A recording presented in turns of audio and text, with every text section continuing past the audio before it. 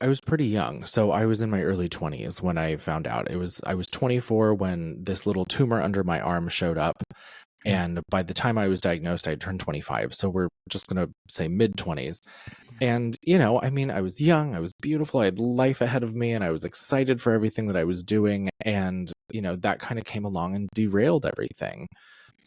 You know, being young and full of life and not afraid of anything, I kind of was also like not the nicest person because I thought that I was, you know, king of the world and everything revolved around me, as we all kind of tend to do in our 20s, Mm. at least in America. So, you know, that was definitely something that got left behind and changed about me after the fact. You know, cancer knocked me down a few pegs, as it would. You know, you receive a grave diagnosis like that where they tell you your chances of survival are not that high.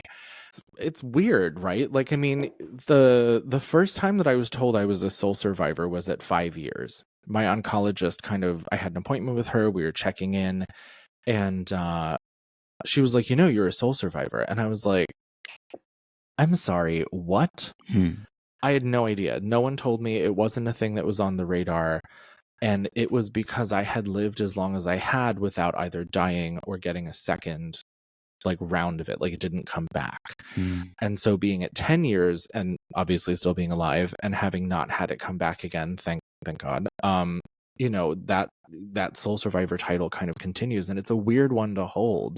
Hmm. You know, thinking I'm the only person that's made it this far without anything bad happening is such a weird perspective. And you would think like, oh my God, it's just so uplifting and so wonderful to have this kind of title of being sole survivor, but it changes I've experienced in life.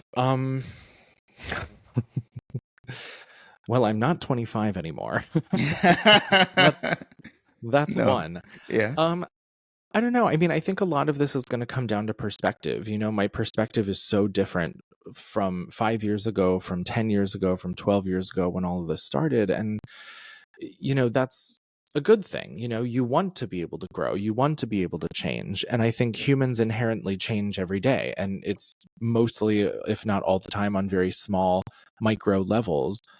Going through something like that is certainly not micro. Hmm. Um, you know, and coming out on the other side, like my relationships with my family are so much stronger than they were. Not that they were bad before, but because of that huge experience, like we're tight, like we're going to be fine. Like, you know, my parents are still together, my sisters are alive and happy, and we all talk to each other. There's the